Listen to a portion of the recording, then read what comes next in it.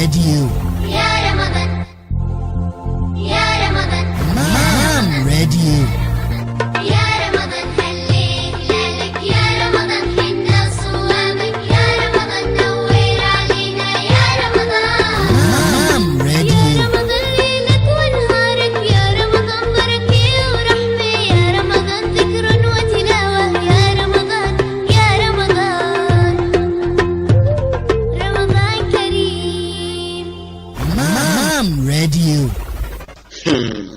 Wallahi, Al-Jannah to Firdaus is our limit, inshallah. Amen. Assalamu alaikum wa rahmatullahi wa barakatuh.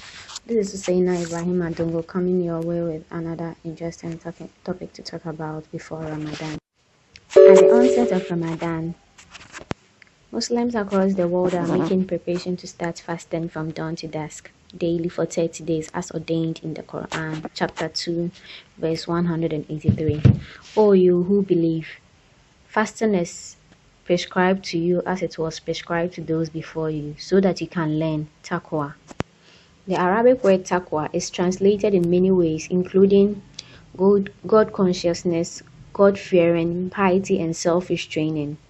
Thus, we are asked to fast daily for 1 month from dawn to dusk and avoid food, water, sex, and vulgar talk during that period. But why do we need to fast? It is our experience that temptations and the ways of the world tend to spoil our purity and our purity. Thus, we indulge in food all the time, snacking and nibbling the whole day, which heads to obesity. We drink too much coffee or tea or carbonated drinks. Some sexaholics cannot stay away from sex unless they do it at least once or more a day. When we argue, we leave our decency aside and resort to vulgar talk and even physical fighting. Now, when one is fasting, he or she cannot do all of that. When he looks at the mouth-watering food, he cannot even taste it. And he has to give up the snacking and the nibbling as well as smoking cigarettes if he does. No constant coffee, tea, or coke drinking either. Sexual passions have to be curtailed, and when he is provoked to fight, he says, "I'm fasting, that I cannot respond to your provocation," to achieve God consciousness and God nearness. A better word, we are advised to do additional prayer and read the Quran. Now, Muslims do not fast because of the medical benefits, which are a secondary nature. Fasting has been used by patients for weight management, to rest the digestive tract, and for lowering lipids. There are many adverse effects of total fasting as well as crash diet. Islamic fasting is different from such diet plans because in Ramadan fasting, there is no malnutrition or inadequate calorie intake. The calorie intake of Muslims during Ramadan is at slightly below the nutritional requirement guidelines. In addition, the fasting in Ramadan is voluntarily taken and not a prescribed imposition from the physician.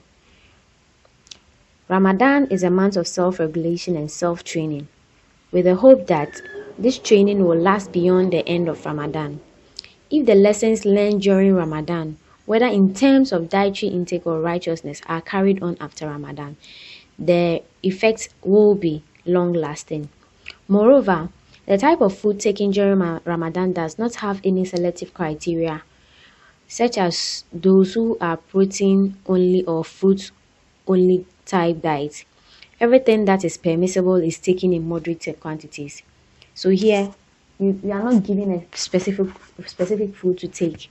You just take in foods that are permissible for you to take, but in what? Moderate quantities. The difference between Ramadan and total fasting is the timing of the food. During Ramadan, we basically miss lunch and take an early breakfast and do not eat until dusk.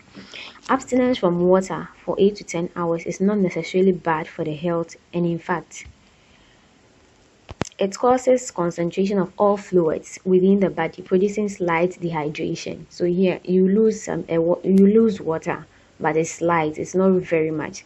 The body has its own water conservation mechanism. In fact, it's been shown that slightly dehydration and water conservation, at least in plant life, improves longevity. The physiological effects of fasting include the lowering of blood sugar, lowering of cholesterol, and lowering of systolic blood pressure. In fact, Ramadan fasting will be an ideal recommendation for the treatment of mild to moderate stable non-insulin diabetes, obesity, and essential hypertension. In 1994, the first International Congress on Health and Ramadan, which was held in Casablanca, entered 50 extensive studies on the medical ethics of fasting. While improvement in the medical condition was noted, however, in no way did fasting worsen any patient's health or baseline medical condition. So fasting, if you are sick, it doesn't really prove that you are going to worsen your situation. On the other hand, patients who are suffering from severe diseases, whether type 1 diabetes or coronary artery diseases, kidney stones, etc., are exempted from fasting and should not be allowed to fast. There are physiological effects of fasting as well. There are also psychological effects of fasting as well. There is a peace and tranquility for those who fast during the month of Ramadan. So here is not only talking about the physical benefits, here the psychological benefits. Personal hostility is at its minimum and the crime rate decrease because most of the people restrain themselves from fighting and indulging in acts that might cause people to fight among themselves. Muslims take advice from the Prophet, who said, if one slanders you or aggresses against you, you say, I am fasting. This psychological improvement could be related to better stabilization of blood glucose during fasting, as hypoglycemia after eating aggravates behavior changes. There is a beneficial effect of extra prayer at night. This not only helps with better utilization of food, but also helps in energy output. So it helps you to work more. There are extra 10 calories output for each unit of the prayer. Again, we do not do prayers for exercise, but a mild movement of the joints with extra calorie utilization is a better form of exercise. Similarly, recitation of the Quran not only produces a tranquility of the heart and mind, but improves your memory. So during Ramadan, if you read the Quran most times, it also what improves your memory. One of the odd nights in the last 10 days of Ramadan, which is called the night of power, Laylatul Qadr, many angels descend down and take the prayer of worship to God for acceptance. Fasting is a special act of worship, which is not only between humans and God, since no one else knows for sure if this person is actually fasting. Thus, God says in the Hadith, saying that fasting is for me and I only reward it. In another Hadith, the Prophet Muhammad sallallahu alaihi wasallam has said, if one does not give up falsehood in actions and in words and action, God has no need of him giving up food and drink. So it doesn't matter if you stay fasting and does not do, or you do not give up all what Allah is saying we should give up during fasting, then Allah does not need you giving up your food and drink. So happy Ramadan to all Muslims.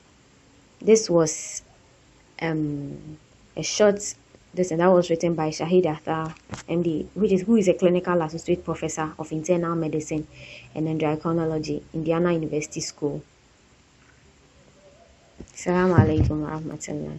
So please, we have all heard, aside from the physical benefits like we get from Ramadan or fasting, we are also able to improve our psychology, that is our mental ability as well. Reading the Quran also helps us to be able to it also helps us to improve our memory. So let's take this and also try to fast during the Ramadan whilst doing all the acts of worship during this period to attain all the benefits from Ramadan. Happy Ramadan in advance. Assalamu alaikum wa rahmatullahi ta'ala wa barakatuh. Mom Radio. Ya Ramadan. Ya Ramadan. Mom Radio. Ya Ramadan.